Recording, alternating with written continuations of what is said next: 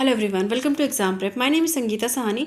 आज हम लोग station controller and train operator के सिलेबस के बारे में डिस्कस करेंगे। मुझे बहुत सारे मेल्स मिले जिसमें लोग कंफ्यूज हैं कि एग्जैक्टली क्या पढ़ना चाहिए। ओके, सो डिस्कस करते हैं। उससे पहले कि ये पेपर 3 स्टेज में होगा, जिसमें written test, aptitude, psychometric test जिसे बोलते हैं हम लोग, psycho aptitude test and document verification and medical examination में होगा। ठीक है, तो हम लोग फोकस कर रहे हैं किस पर, रिटन टेस्ट पर, राइट। सो रिटन टेस्ट के हम पैटर्न को देखते हैं अगर, तो इसमें दो तरह के क्वेश्चन पूछे जाएंगे। एक टेक्निकल, जो कि हमारे सब्जेक्ट से पूछा जाएगा, उससे 90 क्वेश्चन आपको देखने को मिलेंगे पेपर में। दूसरा नॉन टेक्निकल, जिसमें 4 अदर सब्जेक्ट्स होंगे और इससे आपको 50 क्वेश्चंस देखने को मिलेंगे। सो टोटल आपको 140 क्वेश्चंस देखने को मिलेगा। ठीक है, तो जनरल इंग्लिश से आपको 10 क्वेश्चन, क्वांट से 15, लॉजिकल एबिलिटी या रीजनिंग से 10 क्वेश्चन, जनरल अवेयरनेस से 15 क्वेश्चन। तो ये सब्जेक्ट आप बहुत ईजिली कवर कर सकते हैं अगर आप एसएससी के प्रीवियस ईयर पेपर 10 ईयर्स का अगर आप कवर कर लेते हैं तो ये सब्जेक्ट आपको बहुत इजीली कवर हो जाएगा। जनरल, या तो अगर आप चाहें तो जनरल इंग्लिश के लिए सिर्फ एसएससी के प्रीवियस ईयर पेपर को प्रेफर कर लीजिए। ठीक है, नहीं तो आप कोई भी 10th लेवल का बुक पढ़ सकते हैं। ठीक है, नेक्स्ट क्या है, क्वांटिटेटिव एप्टीट्यूड के लिए 10th लेवल की बुक प्रेफर कर लीजिए, आर एस अग्रवाल आप ले सकते हैं। लॉजिकल एबिलिटी के लिए आप सिर्फ एसएससी की प्रीवियस ईयर की 10 to 12 पेपर सॉल्व कर लीजिए, दैट इज इनफ। अलग से कुछ भी पढ़ने की जरूरत नहीं है। जनरल अवेयरनेस के लिए, स्टैटिक के लिए आप लूसेंट प्रेफर कर सकते हैं एंड करंट अफेयर के लिए आप वही वीडियो देख सकते हैं। Okay, that will be sufficient for this. Okay, अगर हम अपने सब्जेक्ट की बात करते हैं तो सबसे पहले क्या, बेसिक इलेक्ट्रिकल इंजीनियरिंग, जिसमें आपको पूछा जाएगा basic concept and principle of DC and AC fundamental, जिसमें आपको आरएमएस वैल्यू, पीक फैक्टर क्या होता है, एवरेज वैल्यू क्या होती है, इनको आपस में कैसे कन्वर्ट करते हैं, AC circuits, batteries, electromagnetic induction, इन और कुछ जैसे constant voltage source, constant current source, इनसे पूछा जाता है कि कांस्टेंट करंट सोर्स है तो उसका इंटरनल रेजिस्टेंस सीरीज में कनेक्ट होगा या पैरेलल में कनेक्ट होगा, same for the voltage source. Okay, next क्या है, एनालॉग इलेक्ट्रॉनिक्स। इसमें again fundamental concept of basic electronics and basic understanding of conductors, insulator and semiconductor. Intrinsic semiconductor क्या होता है, एक्सट्रिंसिक सेमीकंडक्टर क्या होता है। ठीक है, हम इसका फॉर्मेशन कैसे होता है, पी टाइप सेमीकंडक्टर बनाने के लिए हमें कौन सी इम्प्योरिटी मिलानी होती है, वो टेट्रावैलेंट होती है, पेंटावैलेंट होती है। टेट्रावैलेंट मटेरियल कौन कौन से होते हैं, पेंटावैलेंट मटेरियल कौन कौन से होते हैं।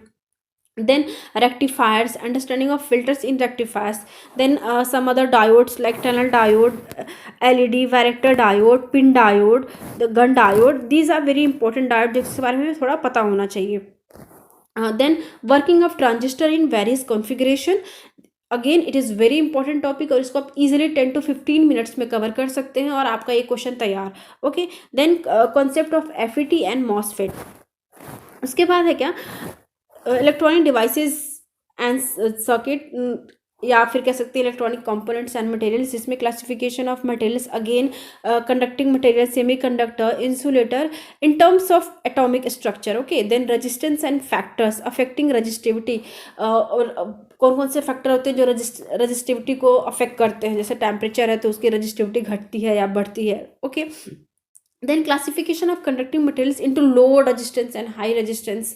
ओके, कैसे क्लासीफाई करते हैं हम लोग, कौन कौन से मटेरियल्स है वो। उसके बाद मैंने अलग अलग टॉपिक में कर दिया, इसको एग्जैक्टली सब्जेक्ट के टर्म्स में नहीं लिखा है। देन इंसुलेटिंग मटेरियल, जैसे important relevant characteristics of mica, copper, PVC, सारे मटेरियल पढ़ने की जरूरत नहीं है। Bakelite, polythene, cotton and ceramic, that's enough. Next क्या है, मैग्नेटिक मटेरियल्स, जिसमें डिफरेंट मैग्नेटिक मटेरियल्स जैसे डाया, फेरा, पैरा, इनके डेफिनेशंस पता होने चाहिए हमें, उनके प्रॉपर्टीज़ क्या क्या हैं ये पता होना चाहिए। ये आप गूगल से ईजिली इसके नोट्स बना सकते हैं आपको, और ये बहुत छोटा टॉपिक है जिसमें 1-2 क्वेश्चन आपको देखने को मिल जाएगा और बहुत ईजिली कवर भी हो जाएगा। ठीक है, उसके बाद इसमें टेम्परेचर किस तरीके से इसको अफेक्ट करता है, क्रिटिकल टेम्परेचर के बाद ये कैसे बिहेव करते हैं इसके बारे में पता होना चाहिए। हिस्टेरिसिस लूप क्या होता है, soft and hard magnetic materials क्या होते हैं और उनके एग्जांपल्स। ठीक है, तो ये टॉपिक्स फिक्स हो गया, आप इजीली इसके नोट्स बना लीजिए, उसको बार बार रिवाइज कर लीजिए। देन है मेजरमेंट एंड इंस्ट्रूमेंटेशन। सो इससे अभी मैंने एक वीडियो अपलोड की थी जिसमें मैंने 10 क्वेश्चंस कवर किए हैं और उसमें जितने इंपॉर्टेंट फॉर्मूले हैं उनको कवर किया। सबसे पहले इसमें क्या हमें पढ़ने की ज़रूरत है, गैल्वेनोमीटर, पीएमएमसी, इसको एज ए वोल्ट मीटर हम यूज़ कर रहे हैं तो रजिस्टेंस, सीरीज रेजिस्टेंस कैसे कैलकुलेट करेंगे। अगर हम एज ए मीटर यूज़ कर रहे हैं तो शंट रजिस्टेंस कैसे कैलकुलेट करेंगे। ये इसका फेवरेट क्वेश्चन है हर किसी भी मेट्रो का एग्जाम अगर आप दे रहे हैं तो।